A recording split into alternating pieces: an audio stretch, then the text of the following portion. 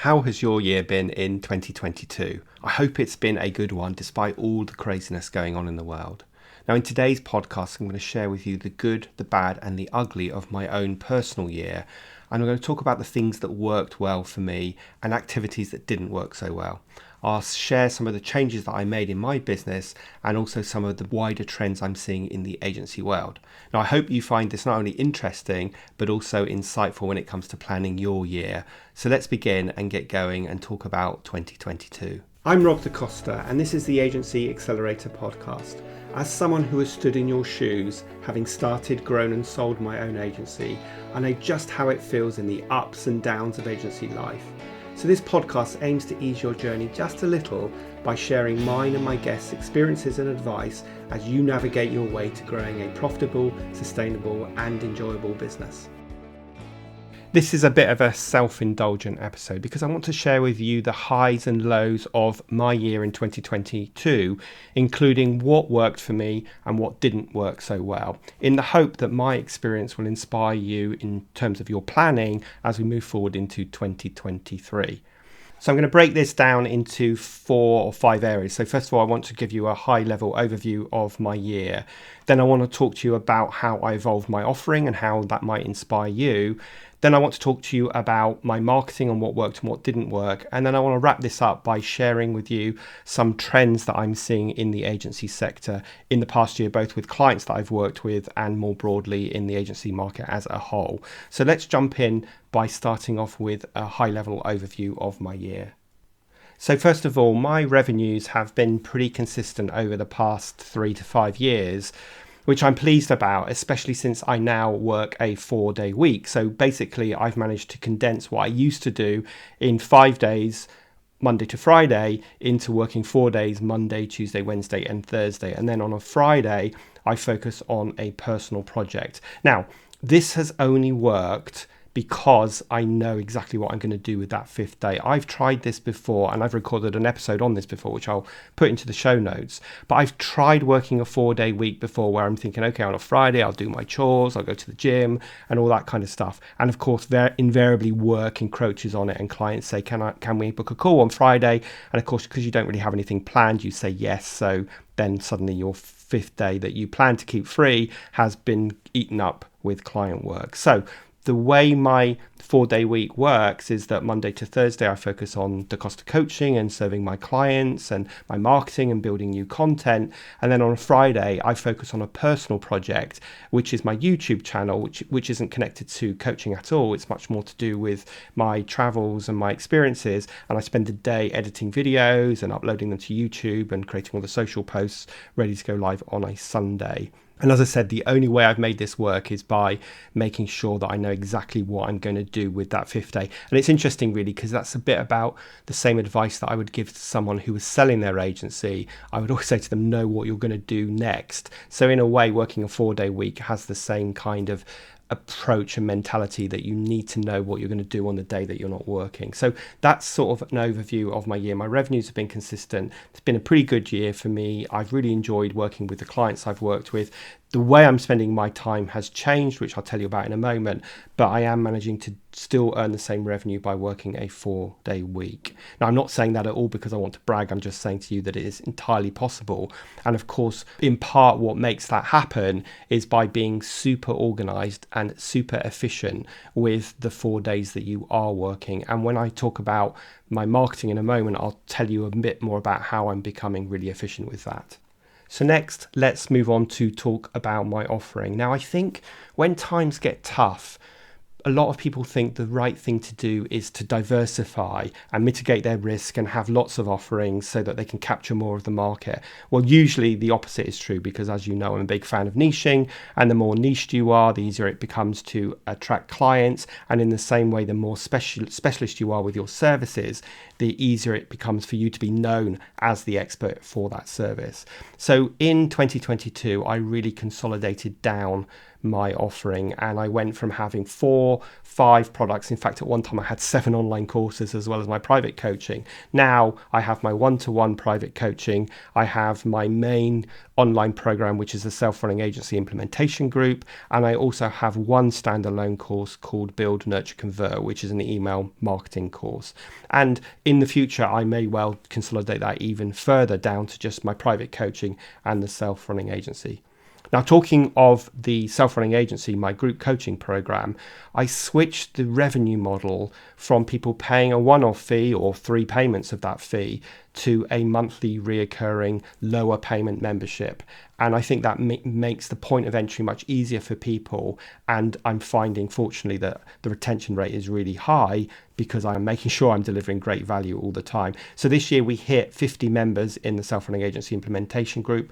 And the goal next year is to grow that to 100 members. And the thing that I really love about the group, besides people getting to interact with other people, realizing that they're not on their own, that there's other people who are to support them, is the fact that I can impact more agency owners than I ever possibly could if I was only doing one-to-one coaching. So a big remit, a big why for me, a big driver is to make an impact on the world.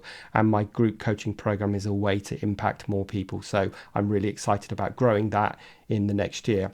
And on the private client side, it remained pretty consistent with about sort of 10 to 14 private clients at any one time. And I plan to keep it at this level moving into 2023 as well. It just gives me a really good balance of paid client work, focusing on content for my programs, plus obviously doing my sales and marketing activities and having a decent work-life balance as well. So remember how we split our pots of time between serving our clients, the admin to run our agency, and then the strategy, which is the future of your agency. So this is business development and marketing and networking and so on.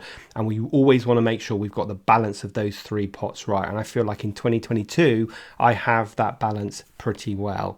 Okay, so let's move on to that marketing pot, the strategy piece, the business development. I said earlier about getting super efficient, and one thing that I have really focused on this year is batching as much content as I possibly can. So for example, a podcast like this, well, I'm actually recording 3 podcasts in one afternoon, and I've spent some time sort of scripting them out and working out the structures in advance.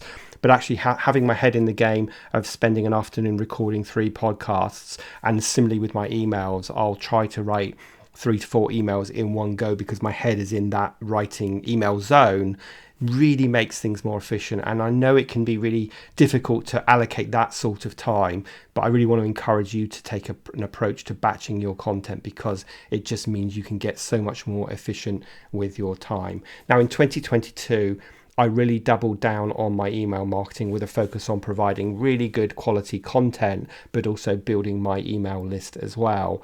And hopefully you're on my list, and if not, why not? And I do what I tell everyone else to do here. I'm a big believer in practicing what I teach. So I'm really focused on providing value. 80% of the time my emails are about value, 20% of the time they're selling. I'm always focused on getting that balance right and really doubling down on the quality of my emails, and that they are serving you and tackling some of the issues that I know you have, rather than me just wanting to write about things that I want to write about. So really double down on email marketing. I send 1 email every Tuesday.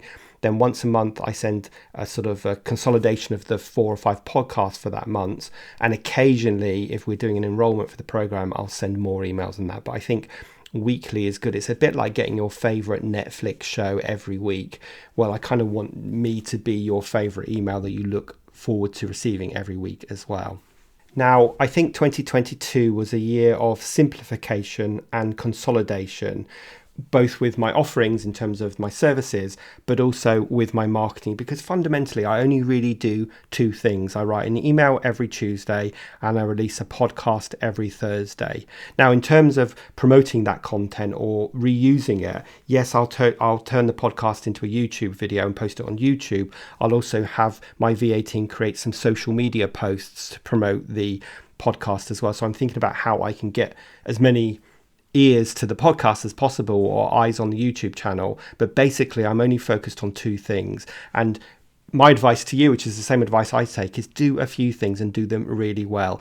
Don't be seduced by shiny new objects and the latest trendy marketing strategy that's going to come and go, because it's the old ones that are the best ones. Email marketing is still by far the best way of building your own audience. Of course, on social media, it's someone else's audience, but also it's a way of getting people to read your content, because what's the first thing everybody does every morning is they open their email and they check their emails. So if you've got a good subject line, your email is likely to be read. So I've simplified my marketing. I've stopped being distracted by shiny new objects, and I'm just really focused on those two things, and that's what I will continue to do next year.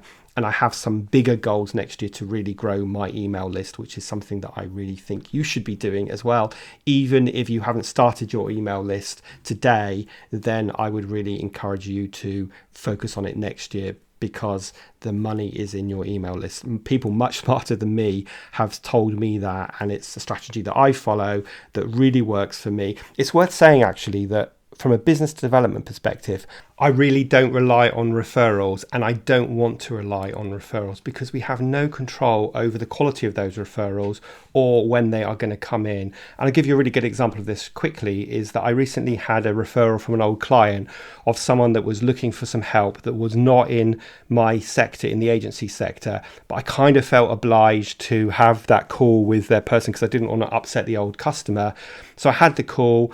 Yes, I felt I could help them, but they really weren't in my core sector. So it's kind of like I was stuck between a rock and a hard place. So that's why I don't rely on referrals, but instead I'm putting good content out there to get inbound inquiries coming to me. And those people have kind of self-qualified because they understand what I can do and how I can help them. And that is a strategy that I think you should follow. And I think it becomes even more pertinent when we are in a recession and times are a bit tougher, because people are much less likely to make those referrals when we are in a tough economy. So making sure that you are not just solely relying on word of mouth and referrals, but you have a proactive business development strategy is going to be super important, and your email list should be at the center of that. So I want to share with you a few things that didn't work so well. And a big one was that I worked with a consultant to support me in the September enrollment of the self-running agency. Now, the consultant was really good, and I haven't got much of a bad word to say about him. We just massively missed the targets that we were aiming for. We had fairly high targets in terms of new enrollments, and we only hit about half of that number. So I think my learning from that is that we overcomplicated a lot of the process in terms of getting people to a webinar, overcomplicating the webinar and then the follow-up process. So in a way, it was an interesting experiment that cost me quite a lot of money. I learned quite a few things. We did put some good things in place, but I've learned that the next enrollment I do next March will just be much simpler. And actually, if you're nurturing your email list between enrollments, then it becomes much easier just to say to people, hey, this is what we're doing. Do you want to come and join me? So that is definitely one thing that didn't work so well. And I also have to say that part of that was doing some Facebook and Google ads. And I have been spectacularly unsuccessful using Facebook ads and Google ads in the past. And sadly, this was to be the case again, even though we spent a good few £1,000s on it. So I'm not sure. I'm not trying to say that that doesn't work. I just haven't made it work yet. And one thing I know, and a lot of Facebook ads and Google ads experts will tell you this, is that you need quite a lot of money to be in the research phase to find your message and your creative and your audience. And then you also need to go through a next phase of warming up an audience before you start trying to make your offer. So if you're ever going to do any advertising, then you really need to know that. Now, obviously, some of the listeners to this podcast will be Facebook ads, Google ads, PPC experts, and so on. So they'll already know this. But if you've ever thought about running ads yourself, just know that you need a sizable budget, and you also need this phase of testing and research of then building and warming up an audience before you start making your offer. Even if that offer is download a free book or come to a free webinar or whatever it is, you still need to go through that phase. Otherwise, you will just be throwing lots of money. So the Facebook advertising component of the campaign that I did for my enrollment didn't work either, so I won't be doing that again. That doesn't mean I'm not going to be doing some advertising. I just need to take a more considered, longer term approach to it rather than a sort of short, sharp burst. So those are two things that didn't work so well. And you know what? At the end of the day, we always just need to do the things that we do. If they don't work, make sure we take some key learnings and some key takeaways from those situations so that we do things differently in the future. And that's definitely the case for me in this launch. Okay, the last part of the podcast, I want to talk about some of the trends that I have seen with my audience and more generally in the agency world, and for some of the guests that I've had on my podcast in 2022. One of the things I've seen is that there is more willingness and desire for a lot of agencies to move away from selling on price to taking a more value pricing approach and really digging in to understand what the client's trying to achieve, and then building a program, a scope of work and a fee that is based much more on that outcome, and then assessing it as the project goes along. So I definitely think more people are coming around to the idea of value pricing, which is gets a big thumbs up from me. I think people just need to get out of their comfort zone regarding selling time and realize that there are other ways of doing it as well. Now, obviously, a lot of agencies are worried about recession and they're worried about high inflation. But my message has always been to keep promoting the value of what you do and be seen as the expert consultant from the very first conversation you have, so that you are totally indispensable to your clients when they might be worried about costs and they're looking at cutting budgets. So my advice to you is to keep investing in your marketing. Don't be afraid of putting yourselves out there, because if you cut back because you think your customers have less money to spend, then of course you create your self-fulfilling prophecy of losing business. And please don't cut your prices at the moment. That is not the way to retain clients. The way to retain clients is make sure that you are delivering consistent value to them. Now, on a similar note, I think more agencies are coming around to the idea of niching, and they are working out their niche. They understand that if they want to be seen as the expert and not the generalist, then they need to have a clear niche, and that means that it becomes easier for them to attract the right clients, to charge fair fees, and to do great work. I've also learned this year that people really value being part of a community, even if it's just so that they can take comfort in knowing that others are facing the same challenges that they face and that they don't feel like they are alone. And of course, that's the beauty of my group, the Self-Running Agency Implementation Group. But of course, there are many other programs out there and networks where you can be part of it. So I think more people are recognizing that, and they are finding their own community to get support and help and advice from. I think more people realizing that they need to focus on margin. That's the smart number to focus on, and they're being more mindful about measuring their margins, so they're hitting sort of 20 to 40% margins, and they're not being busy fools over servicing clients and making sort of 10% or less margins on the work that they deliver for their clients. And the last trend that I've seen that kind of touches upon the point that I made earlier is that more agencies are recognizing the danger of just relying on one source for their new business. So they are diversifying that. So many times people tell me that they get all of their business through referrals and word of mouth. And I've already told you why that's a bad idea. So people, I think, now are doubling down more on their marketing. They're practicing what they do for their clients, for themselves, although there's still a long way to go with that. But they are recognizing that if they can do outbound marketing, they're going to generate inbound inquiries, and that is the best kind of lead that you're ever going to have. It's been an interesting year in terms of resourcing.